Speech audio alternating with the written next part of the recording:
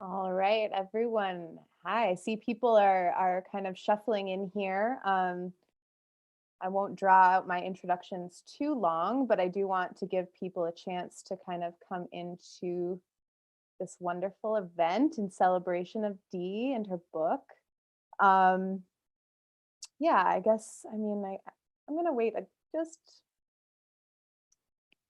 might as well start, I guess, start the introduction. So welcome everyone who is here and is piling in to this Montana Book Festival off-season or MBF Plus event in partnership with Missoula, Montana's Fact and Fiction Books.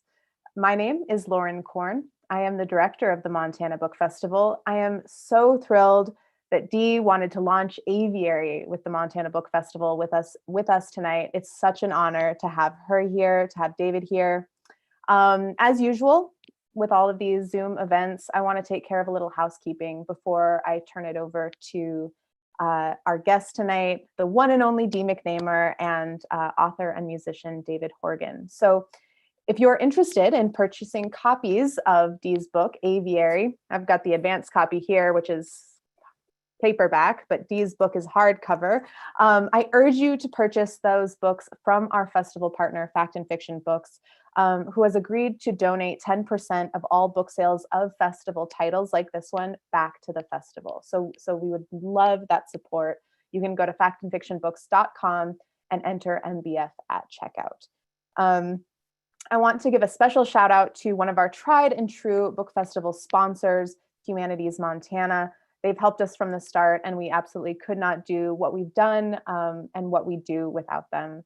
To any of our audience members out there, if you're interested in sponsoring the Montana Book Festival, or if you want to sponsor a month of MBF Plus events like this one, you can email me directly at montanabookfestival@gmail.com, and we can set you up.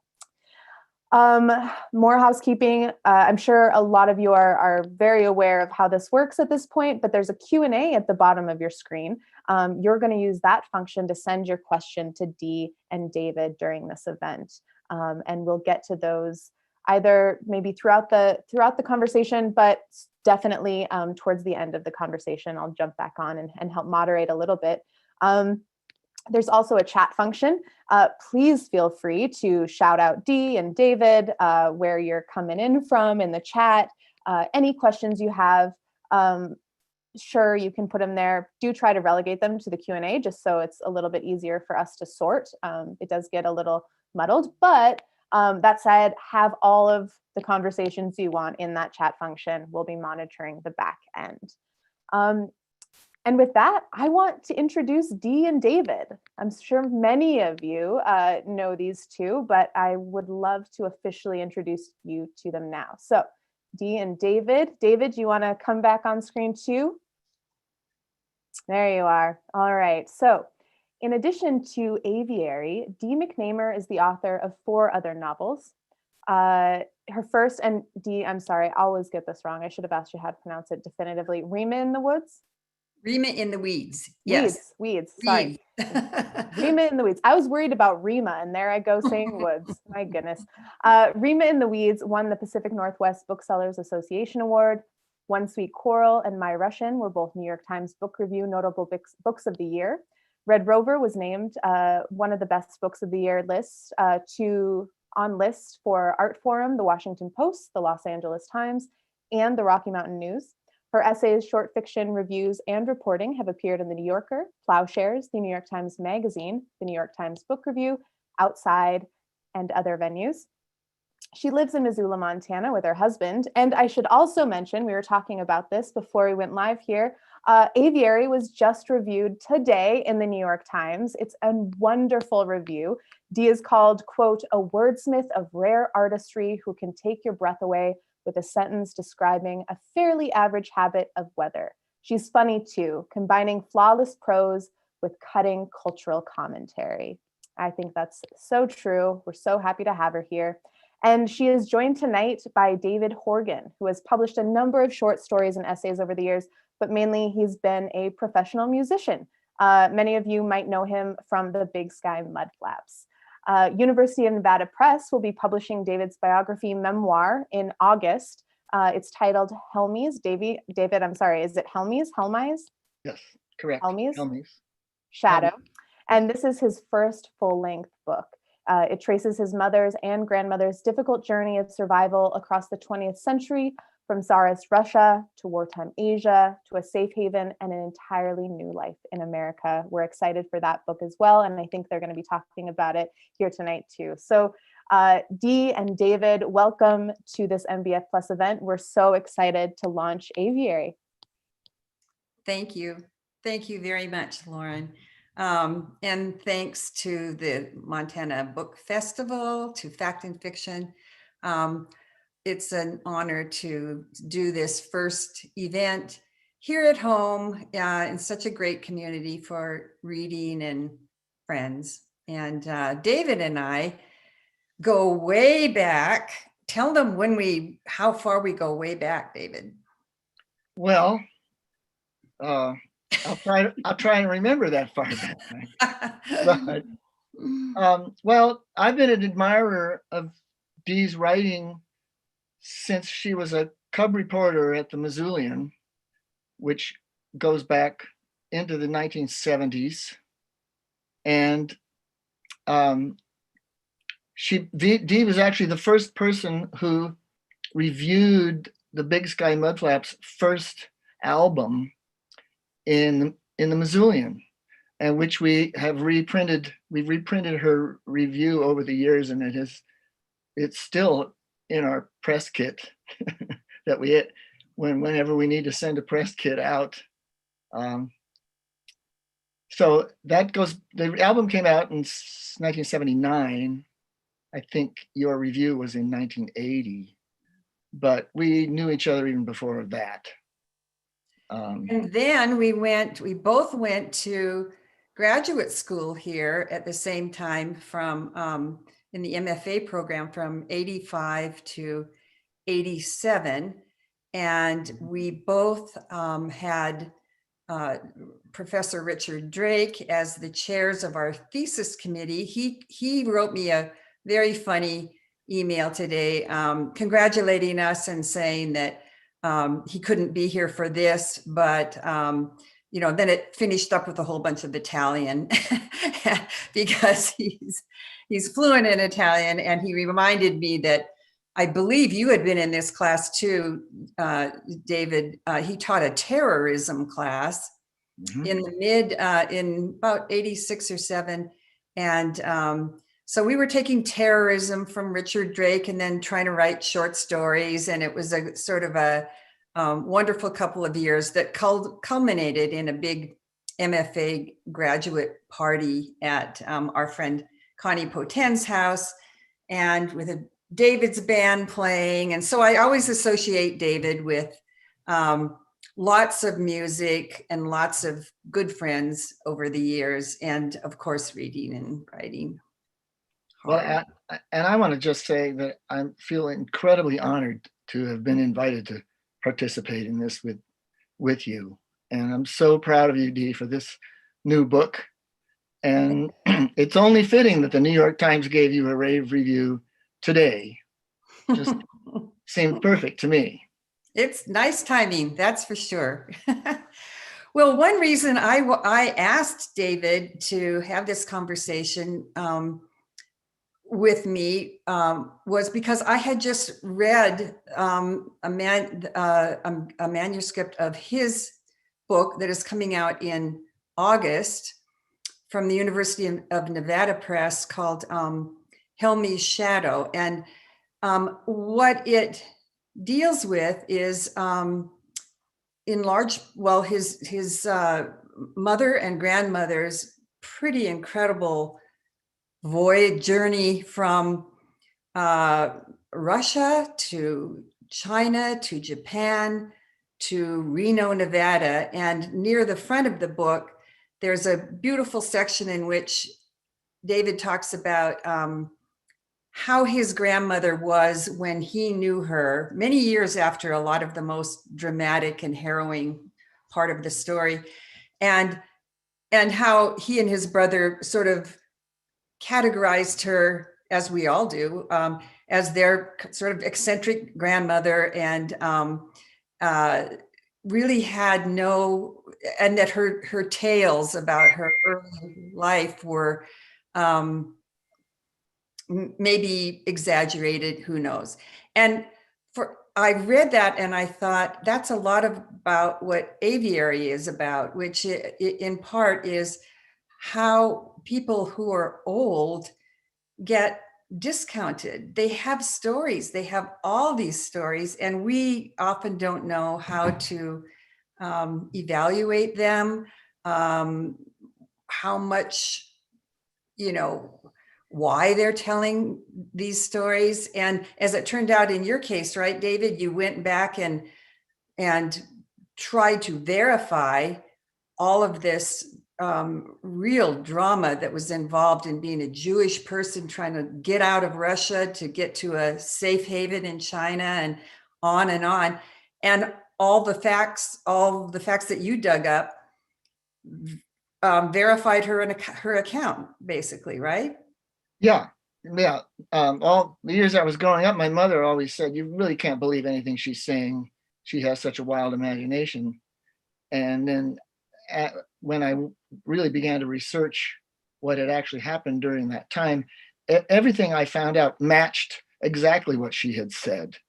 And, the best conclusion I can come to is that, yes, her memories, memories are whatever they are, obviously they're never 100% trustworthy. We've all come to understand that about ourselves, I think. But I came to believe that she was telling it like it probably happened. Yes, right. And it's also beautifully written. And another element of it is the way that David put it together, which is cutting back and forth in time. And that was also something that I was dealing with in writing Aviary, was all these people, of course, by the time you're in your 80s, it takes place in an apartment building for older people in a town not unlike Missoula. And it's really sort of amazing to realize how much history they're all walking around with when you come to know even little tidbits of it. So how do you, when you're writing a book about it, cut back and forth from the past to the present? And I think we did it in somewhat different ways, but it's I suggested to David at one point, it's kind of a musical process that made me think that his background, your background in music, gave you some way to think about putting a narrative together that had musical components to it. I love hearing that. I hope that's true. I don't know for sure, but I think that's a wonderful comment. As far as thinking about your book, Dee, something that struck me and has always struck me about your prose going way back is that you have a writing style that has musical components to me, in the sense of beautiful rhythm and beautiful phrasing, which of course are part of what music is. And the voice that you create, and it's very, very noticeable to me in this particular book, as well as your earlier ones. This voice that you create is this wonderful, knowing, savvy, sophisticated, observant voice that has a musical quality to me. And it, the cover image of your book is something I love. This painting of Dana Broussard's, right? And there's this image, there's this ghostly image of this hovering over the city, which of course in the book it's Missoula. Anybody who's set foot in Missoula will recognize it as Missoula, although I don't think you ever name it as Missoula. in the book. But to me, I really felt like this ghostly image to me represents your voice, this voice of yours that can hover over the whole community and tell us these beautiful general things about the setting that we're about to enter. And then it descends onto, in turn, every one of these characters and kind of enters into these characters. And in this very even-handed way, we get a picture of some very quirky people. I mean, the quirks range from some mild eccentricities to some fairly extreme quirks. And everybody comes off as believable and, in fact, rather lovable. And to me, it's due to your voice.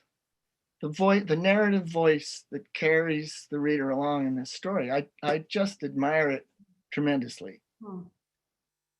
Well, that's great to hear. I think one reason that I have tried to work on the sentence is, and that would be comparable to, say, a musical phrase, is that I think that how far you can get and what you can talk about in a story often has to do with how precisely you try to make your sentences, and not just precise, but a little surprising. I really think, that's one of the main things I think that I've learned after all these years, is that, for me anyway, sentences are not conveyances, really. They're not just, it can't just be sort of serviceable words to convey the information that you want to reach the reader. That the very word changed a little bit actually changes the content of what you're conveying. The vehicle really matters. And I don't know if that's related directly to your sense of being able to sort of zip into people's sensibilities and then go out again. But I think that when you're trying to do that, it can be important to think what kind of language serves each realm. On one, it could be a very intimate, you're right inside somebody's head. The other is a sort of, maybe you're trying to create a locale with a certain little veneer of strangeness or out of timeness. Then you're going to use, it becomes very important, I think, to use the right word. And so I'm so convinced of that when I'm really stuck on, the story isn't moving forward, I can't figure out my half-baked, crime plot. I'm not very good at crime plots anyway. And, but I still feel invested in the story. I'll just go back and start looking at sentences and just make them better, make them more interesting to myself. And then somehow that gets me unstuck sooner or later. Well, I think you are someone who crafts really beautiful sentences on a regular basis. It flows always. But something that I also really admire is that you're not the kind of writer who crafts it in the sense of, oh, look at me, look how clever I'm being.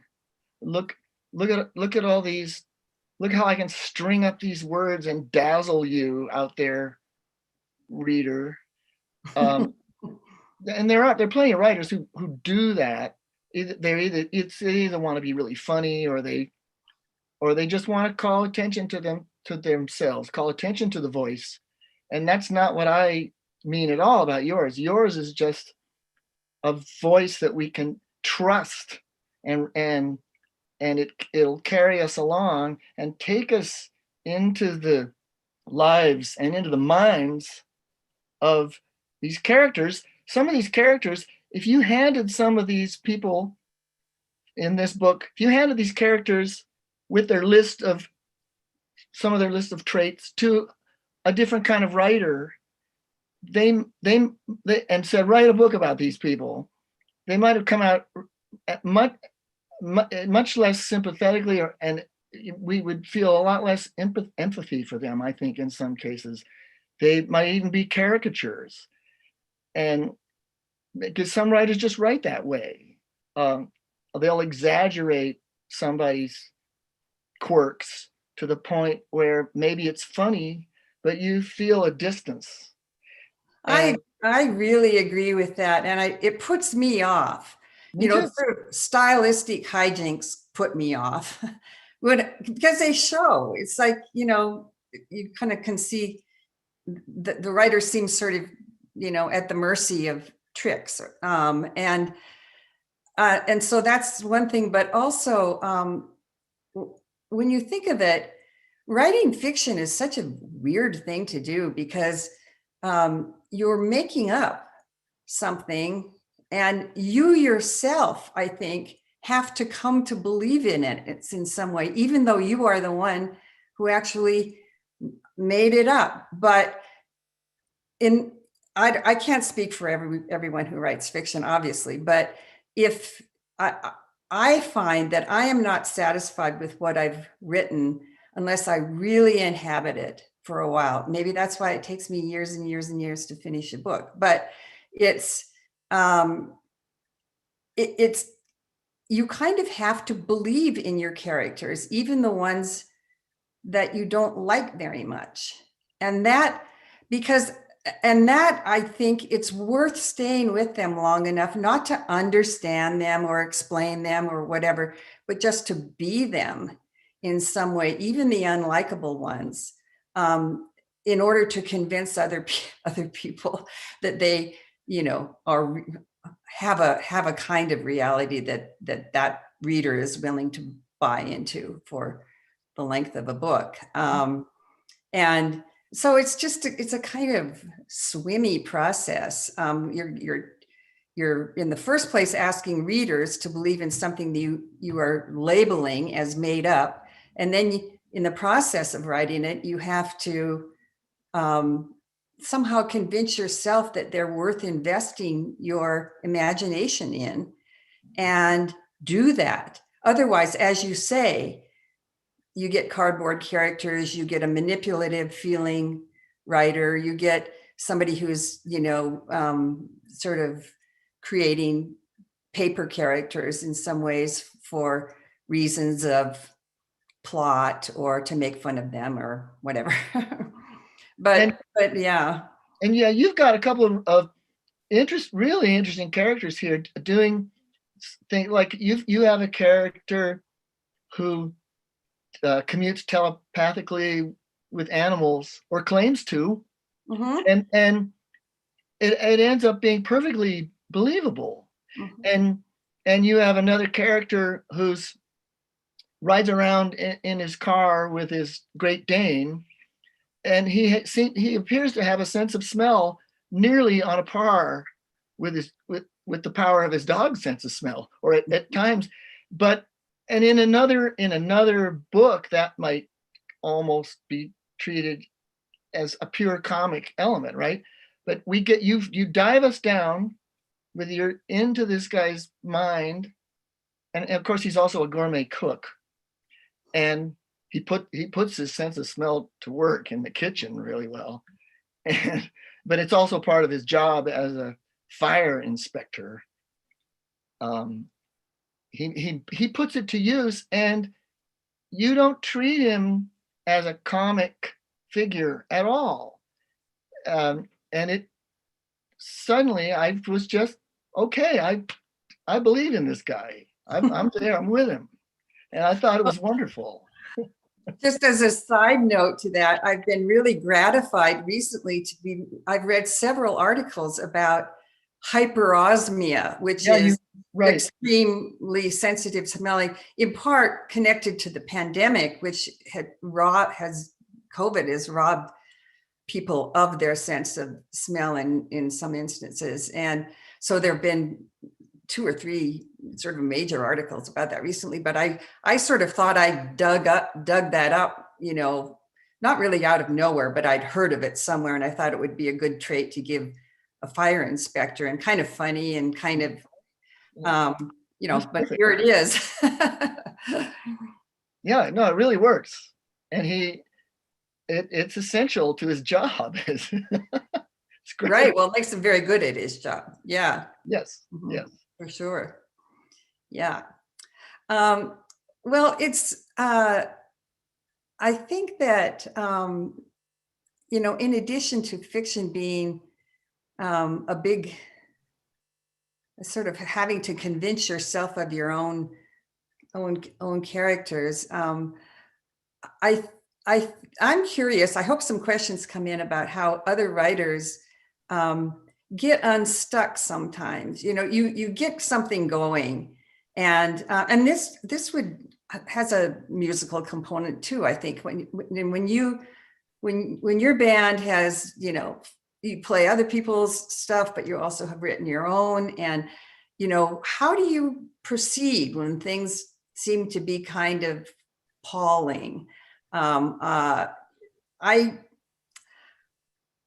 have no great advice to offer on that front, really, except to break it down and look at the sentence and think, what if, but maybe that's just composition across a lot of arts in some ways. What if I tried this? What if I tried that? Does that work for you and your? In music, it's collaborative. And so when you get stuck yourself, to me, the answer almost always is listen to the other people. And you have the opportunity to do that because they're right there. And you're putting something together with other people. Right? When you're writing, you're totally on your own. And believe me, getting stuck. This book I'm about to come out with, I've been working on this book for 15 years. So I got stuck many times and put it down and came back to it. A related question, and maybe this is part of what can be discussed with you, is I originally read a very interesting comment in a magazine article. A writer was referring to the difference between writing and editing, and how writing and editing are two, I mean, you know, editing your own stuff are two completely different activities. And in fact, when you try to do them together, nothing happens. That was her comment. Everything stops. And I realized, you know, that's been part of my problem working on this book all this time, is that I think I have a habit of one day I'll write something, the next day before I go on, I go back and fiddle with what I did yesterday. And then I realize on that second day that I made absolutely no progress. Then I go back on the third day and look at what I did on the second day and realize that I wrecked what I did on the first day. So I actually went backwards. And sometimes I think that the working on a computer, on a machine that makes it so easy to cut and paste and erase can actually be detrimental. I've found that. And I started going back. I couldn't get out my manual typewriter because there was no ribbon for it anymore. But I went back to pencil and yellow notepad so that I could make myself keep going forward and then not have that luxury of electronic editing.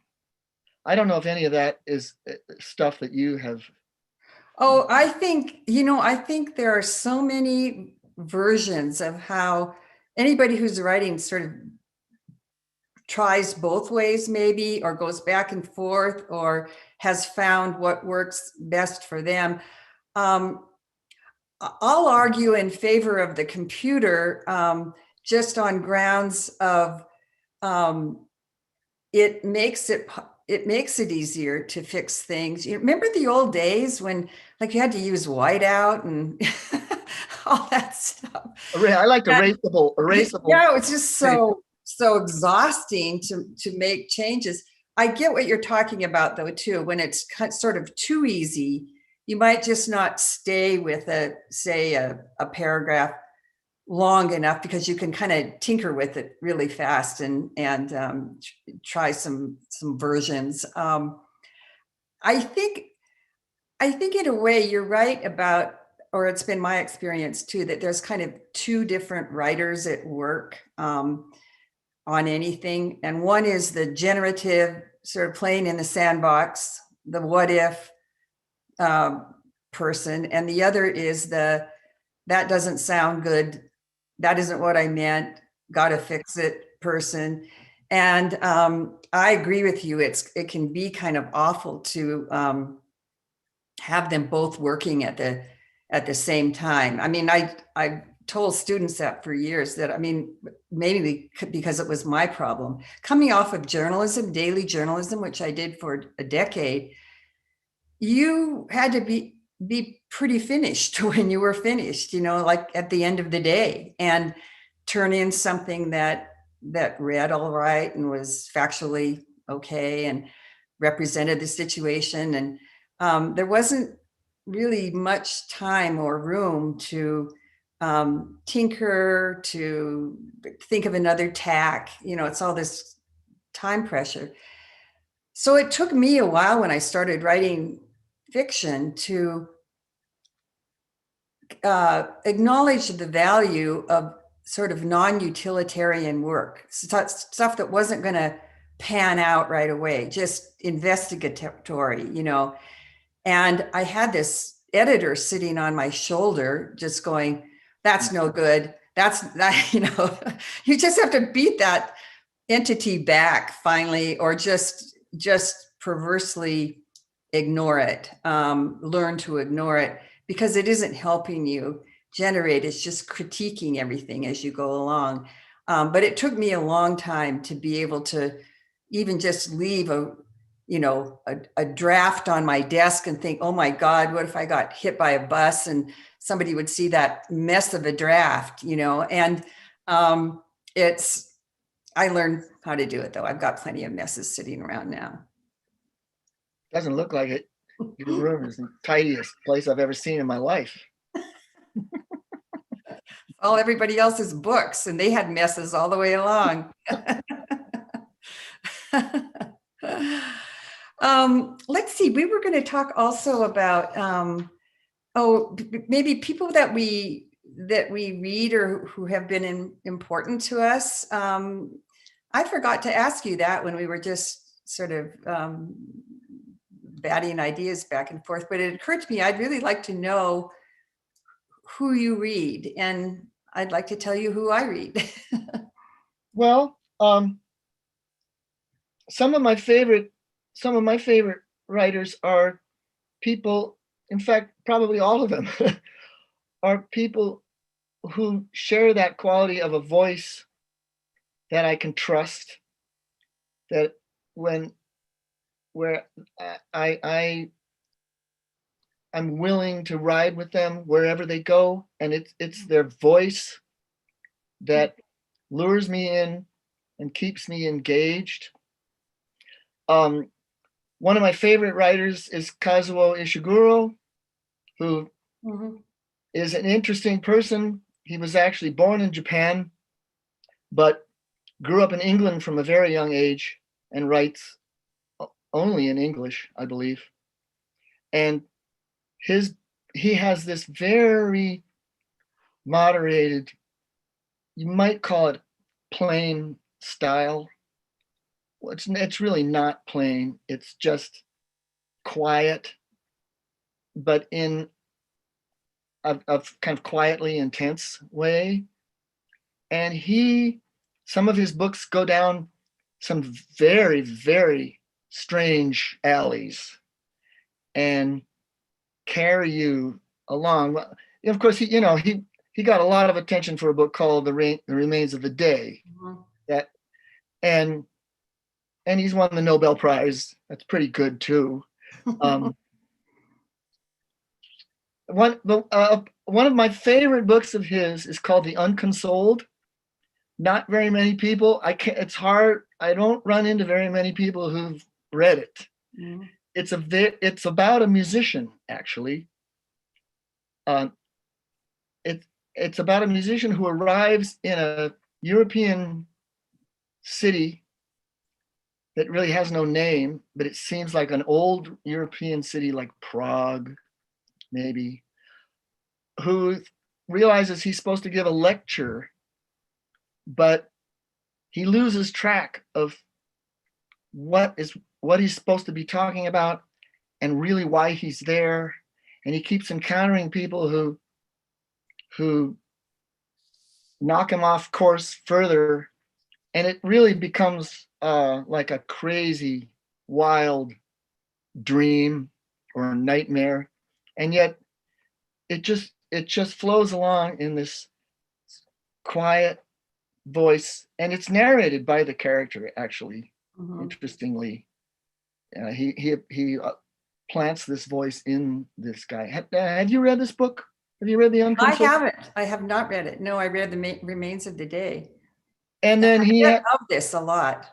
It's not everybody's cup of tea, I know, but to me it's a beautiful example of what you can pull off in fiction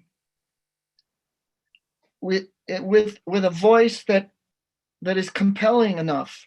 You can go anywhere. Mm-hmm. He has another book here on the floor called When We Were Orphans. And actually, another thing that interests me about Ishiguro is that he has a fascination with Shanghai. And it's partly because of the history of the Japanese occupation in China and the Japanese control of Shanghai and the other Chinese cities all through the 1920s and mainly the 1930s. And this book is a very unreliable narrator in that traditional sense. Like, he's very compelling and wonderful to follow, but you realize that he is in many ways deceiving himself. It's that style of narration. Mm-hmm. But again, he draws you in and you want to follow and you want to be with him. He's a detective who believes that he's a great detective. He's actually a terrible detective. And he's searching out his own history. His family were killed in Shanghai, and he has refused to believe it. That's one of the plot elements. Anyway, there's an example of a writer that I'll read. I will read anything that he writes, and it is his voice that carries me. And his capacity to make you feel immersed in everything that he writes. Yes. Yeah, that might be the final thing in a way, is whatever it takes to make a connection with a reader and have that reader feel that they're there. And it's a kind of enchantment that when it happens as a reader, or if you feel that you're maybe making it happen to some small extent as a writer, that's really a transporting feeling, I think. Probably everybody who writes, most people who write, felt that enchantment as a child at some point, that your reading took you someplace. It gave you a world to live in that wasn't the one that you were in. It helped you imagine more than you would have, other possibilities that exist for human beings, for children, for places to go. So it is really travel in a way too, I think. I think there's a kind of voice that can compel immersion. I also think that if you feel like you're getting taken somewhere, you get to go somewhere. I mean, it's not an accident, I think, that during the last year and more, a lot of people have read a lot more than they probably did prior to all of this. And I think one simple reason is that you get to move. You get to go someplace, not just strictly travel writing, but you get to inhabit other people's heads. You get to think what it might have felt like to be a valet in in a fancy hotel in the 19th century, anything. So there's a great freedom, I think, in reading, and that might be the biggest thing for me in some ways, and the reason that I want to find new things to read all the time, because I not get to go new places. Who have you been reading lately? Lately, I have been what I've been doing. Here I am talking about finding new people, but for me, a lot of the last year has been about revisiting some Sure. writers that have been really important to me. Alice Munro is one. I taught a class several times at the university called Women from the Sticks. They're my kind of triumvirate in some ways. Alice Munro, Eudora Welty, and Louise Erdrich. And and you grew up. And I'm from the Sticks. That's certainly true. You're from the High Line. Yeah, right. And written about it, yeah. Maybe that's why I sort of zoomed in on them. But one book that a new one that I read this year that I just really loved was Maggie O'Farrell's Hamnet, which is a reimagining of the death of Shakespeare's young son. And in particular, the son's relationship to his mother and the mother herself, who is obviously not prominent in a lot of fictionalized accounts of Shakespeare, or half fictionalized. Mm-hmm. So that's a really lush, beautiful book. There's a Saskatchewan writer named, or she grew up near there, Miriam Taves is the pronunciation. It's of Toewes. And she wrote just a riveting novel called All My Puny Sorrows. And it deals with a really big, dark subject, which is based on her own life, which was a sister who ultimately killed herself, but was really struggling with mental illness for a long time, but was also a very charismatic figure and very important to the writer. But the writing is just this wonderful combination of this dark story, a lot of sorrow, and a really sideways, enthralling sense of humor. I mean, that's tough to put together and have that work. Makes each one more powerful, I think, each element. But she's sort of a genius at that. And then maybe one other that I discovered fairly recently was Lucia Berlin. She's a story writer. And she also has that combination of a lot of struggle and grief and a lot of humor. And so, but it's that kind of humor that doesn't discount people or situations. It somehow amplifies someone else's ability to partake of it, at least in my case. Mm-hmm. So those are always, they're good discoveries. We'll probably hear from some people, like I already saw a few little notes, but of some favorites of discoveries this year who who everyone has found.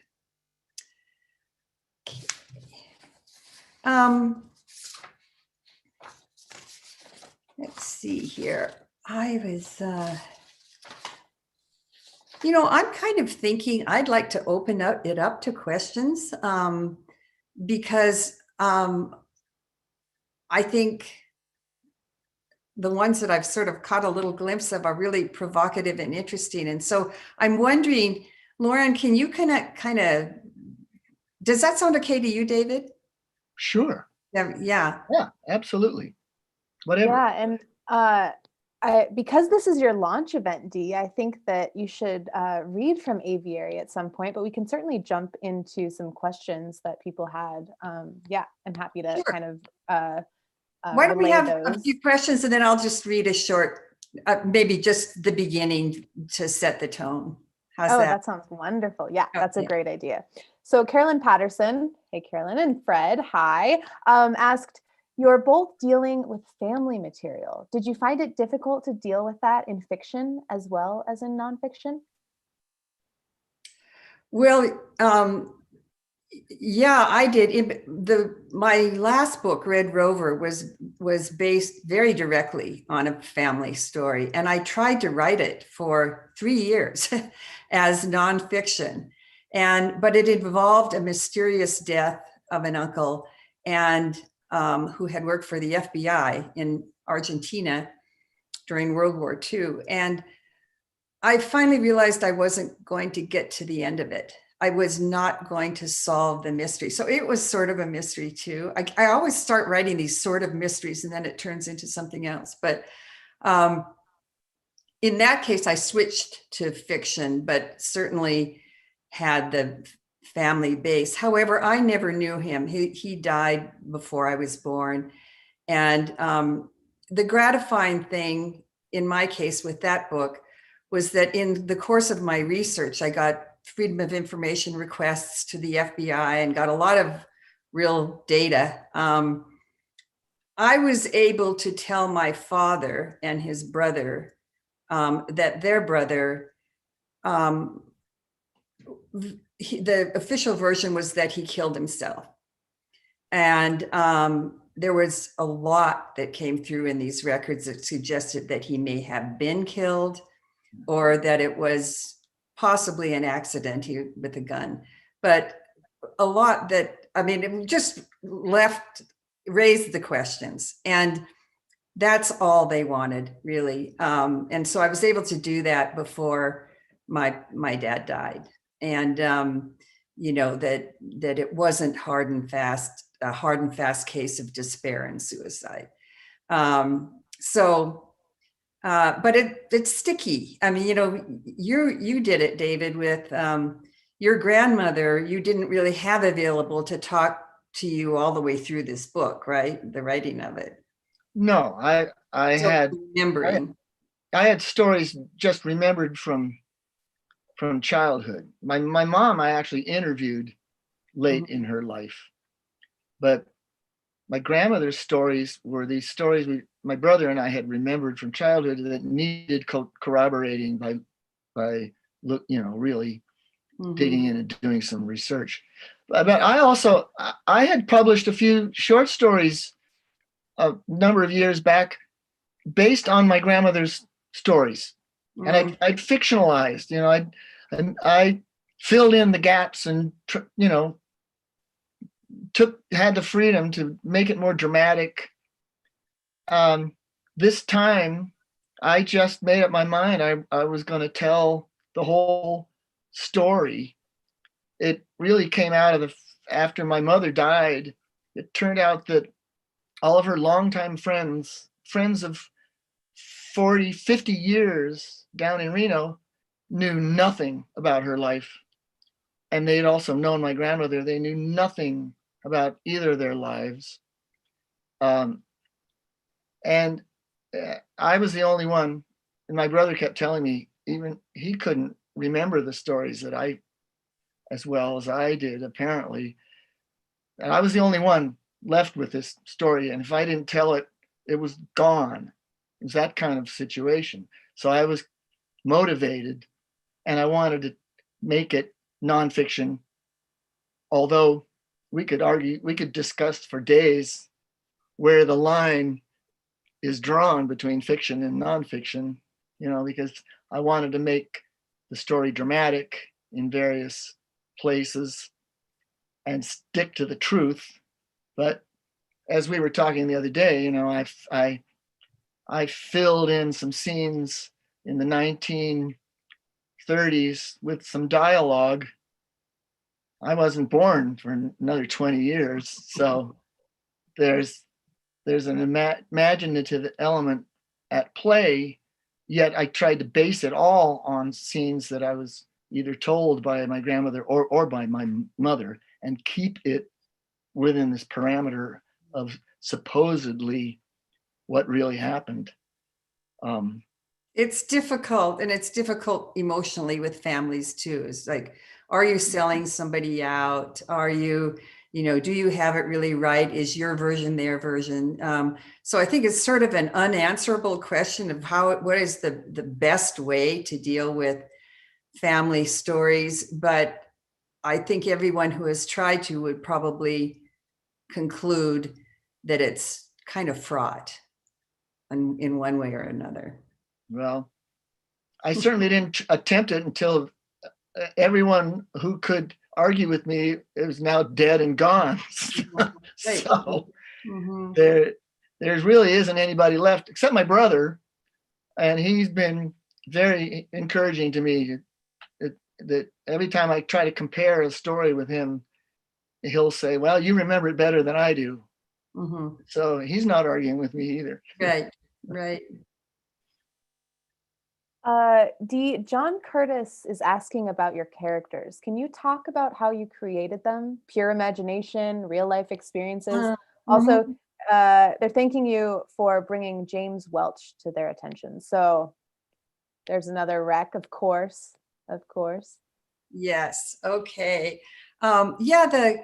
Jim Welch was a wonderful writer, and everybody should read him. And it always surprises me that when I hear, and it's not the reader's fault, it's just that he just isn't as widely read as one would think, for the pure quality and range of his fiction. So if you haven't, read Jim Welch. Characters, I find some, I went to this apartment that my parents lived in here in town for older people very often during their, virtually daily for a couple of years.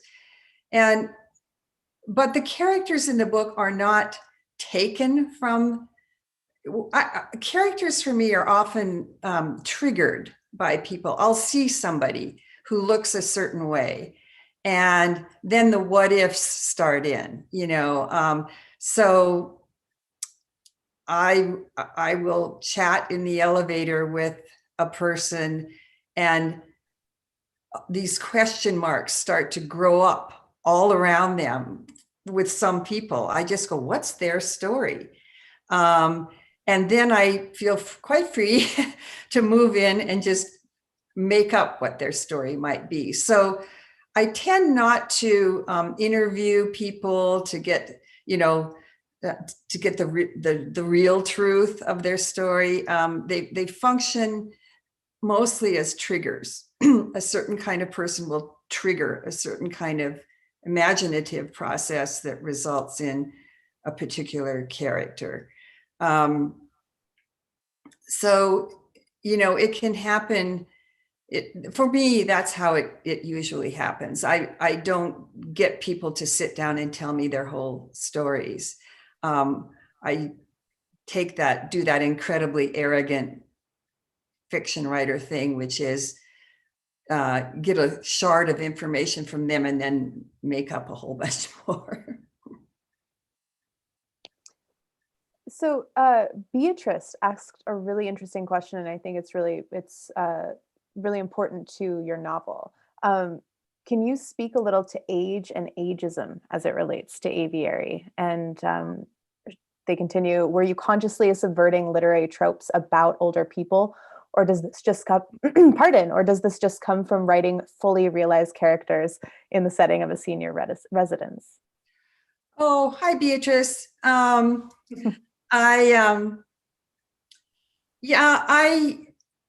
I have strong feelings about the way that old people are diminished and marginalized. It's not a cause really, but it's a continual concern of mine. I don't know why that is. Possibly because I'm getting older myself. I've been around people who I've known in their prime, so-called prime, and then watch the ways in which certain aspects of their character perhaps get altered by age, but maybe more importantly, how the larger society shoves old people aside. I mean, it just enrages me, actually. And I find it to be a real travesty that people who have lived long and often very valiant and complex and changeable lives get slotted into a kind of pat them on the head, situation, or just ignored in ways that they shouldn't be ignored. They're left to be lonely, and often, and I just know they're carrying around huge stories, all of them. And so in a way, that's why I kind of like those obituaries.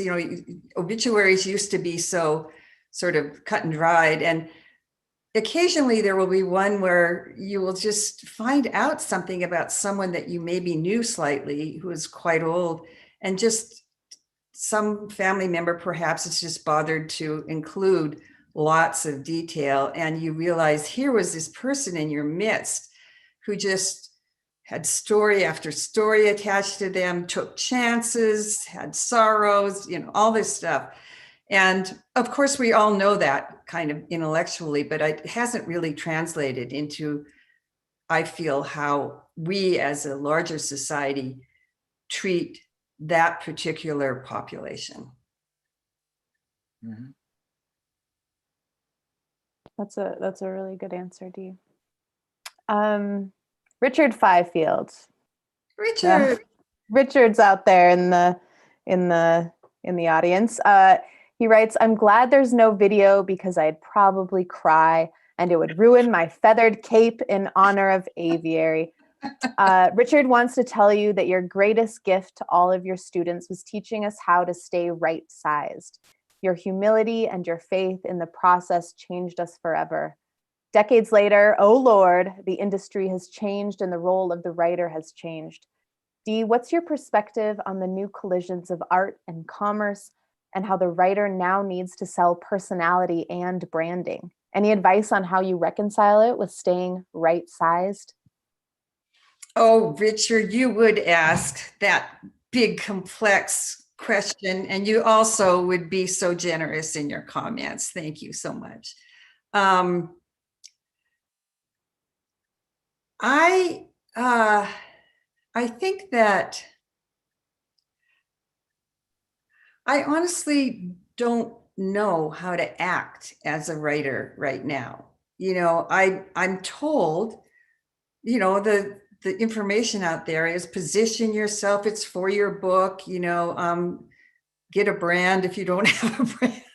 And really, I'm so slow. I'm such a slow writer, for one thing, that it's not a problem for me often to have to, present some new thing or some new version of myself. But I really do think that writing, I guess I would just say, bottom line, writing well takes so much of a particular kind of energy that I can't imagine a lot of people having a lot left over to package themselves, or to want, to want to do that.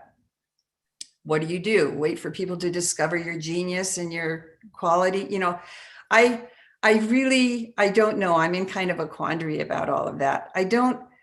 I'm not on social media. I'm really unplugged in many basic ways, and people I'm close to have really helped me out in terms of being in that world. But I'm not very good at it myself, and I honestly don't have the energy or the time, you know, and I know how much it takes. And I just, for better or worse, want to use it for something else at this point in my life.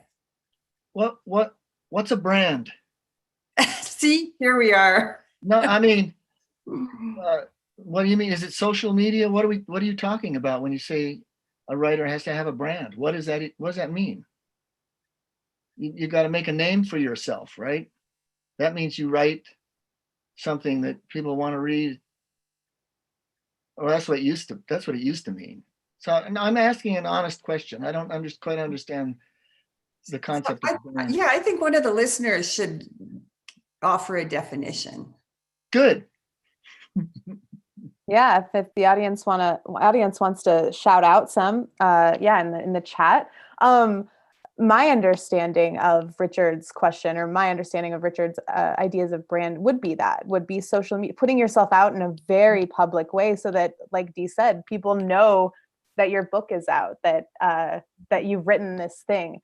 And Dee, you're certainly not the only author out there that is just, you know, pretty gobbled up already by the time their book comes out. Mm-hmm. You know, no energy for it. And, you know, we're in the midst of a pandemic. So that, you know, that quadruples that energy intake, right? Mm-hmm. Like, just being in front of our screens already. I think that was my understanding. This idea that you have to put yourself out there in public in a way that your book doesn't automatically. You have to be so present in the public eye. But yeah, if anyone in the audience thinks that there's another answer to that question, throw it in the chat and we can continue on. In the meantime, Beth had an interesting question, and maybe you kind of answered it with the idea of the age question too, but what was your initial impulse to write this story, Dee?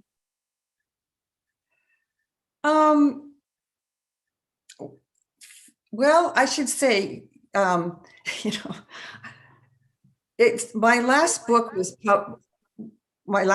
published in 2007. So I've asked myself, what did I do between, you know, how did this even get going?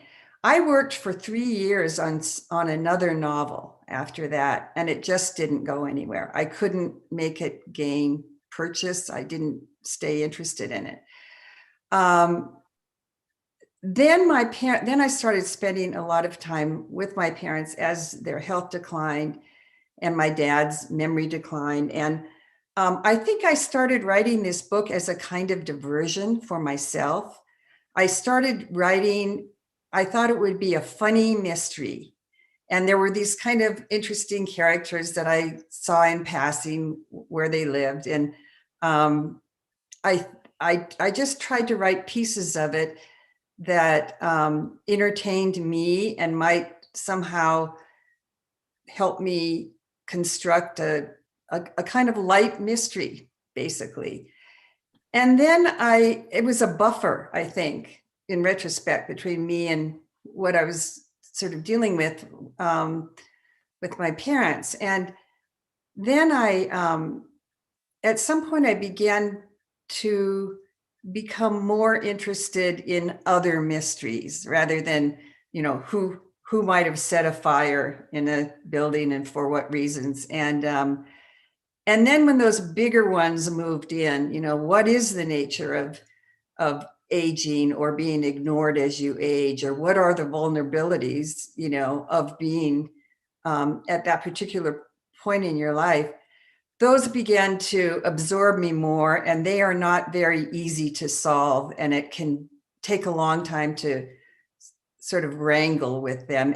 But that's where I opted to go, and that's when it finally began to feel like it had some heft for me, apart from, a kind of surface mystery.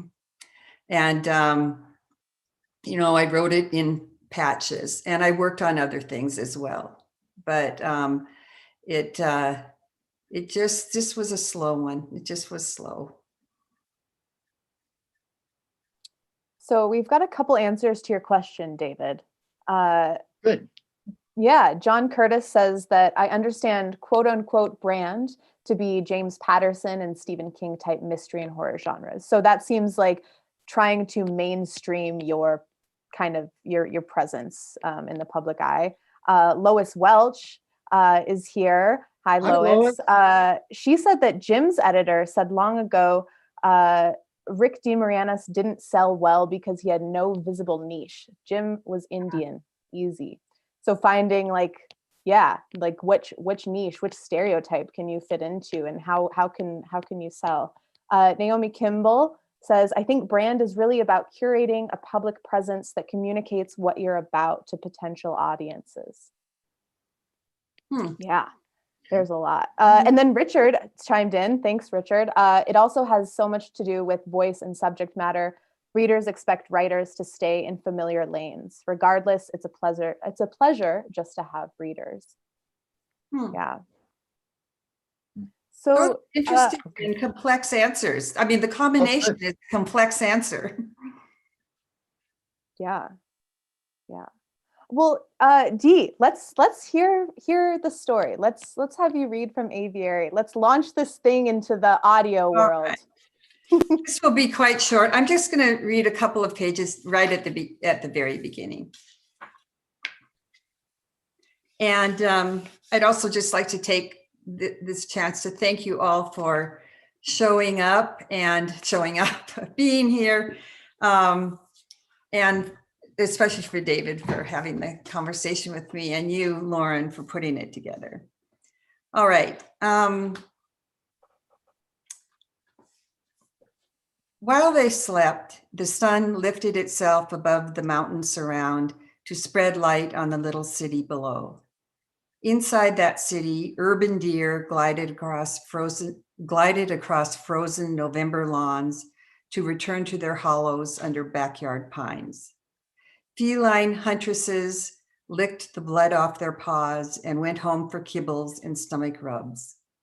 A tied-up, shivering dog made 3 tight circles in the dirt and began to bark. 2 joggers with lights on their shoes panted grimly and stepped up their pace.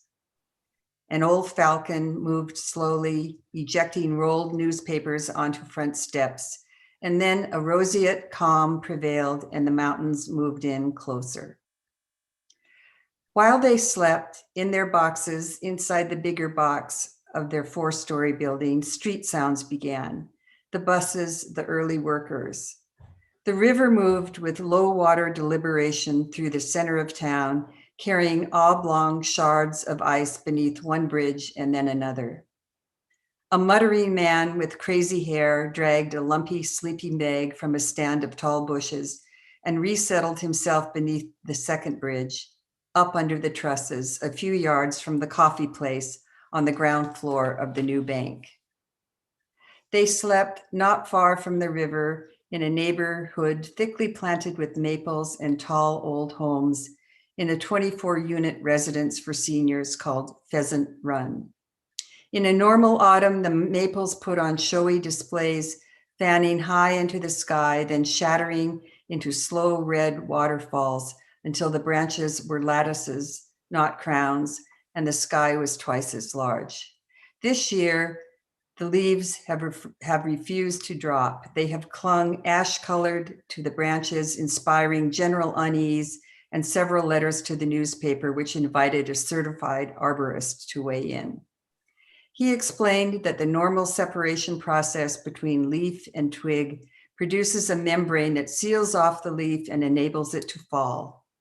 Extreme cold at the wrong time, like the shocking sub-zero stretch of days that happened in October, can derail that process, he said. The tree basically clutches and the leaves stay attached. They were strange, those gray leaves, abiding in the wrong place at the wrong time. They turned the trees to sepia-toned photographs, or remembered trees, or witnesses to some sapless aftermath. They slept at Pheasant Run, and then they woke and prepared to move into a day with nothing yet about it to suggest the small and large shocks to come. Faint, predictable smells trickled into the hallways, oatmeal, burned toast. Some televisions were turned on for talk shows or weather, and a few were loud enough because of their owners' hearing difficulties that the adjacent tenants began another day feeling cranky and contemplating notes of complaint. The morning noises tended not to include conversation, as most of the residents lived alone or with an ailing, late sleeping spouse. All right. Do you see what I mean about that voice? Just love that opening. It's this presence. It's this figure, just like this figure here, descending over the town and observing from a height and gradually descending and seeing details, and then going right to this 4-story residence and going right down the hall and smelling the toast. And now you're ready to follow this narrator wherever she's going to go. It's just wonderful. Thank you, Yeah. Dave. Thank you. Yeah, as someone who goes to a like an independent living facility almost daily, you got that intro just right, Dee. I'm there with you. Thank you, Lauren. I know a lot of people are familiar with this particular kind of quiet life, and it's full of quiet drama, is in my experience. Quiet drama is a good way to put it. Well, consider Aviary launched, Dee. This is such a beautiful book. I'm so excited for people to read it and love it. Thank you, Dee and David, too, for being here with us tonight. Congratulations to the both of you on your books. David, yours forthcoming. And thank you to everyone watching and participating. I loved this lively conversation. Just as a reminder, you can purchase Aviary at Fact and Fiction Books online at factandfictionbooks.com. Again, 10% of your purchase will come back to the festival so that we can continue programming like this one, or like this event. And you can also go to the Montana Book Festival to website, montanabookfestival.com, to purchase merchandise like this lovely bright sweatshirt, which also comes back to the festival as well. You can donate. Thank you again, Dee, David, everyone. I hope you have a wonderful night. Thank you all for tuning in. Thank you too. I was honored to participate, truly. Thank you. All right. Thanks. All right. See you in person soon.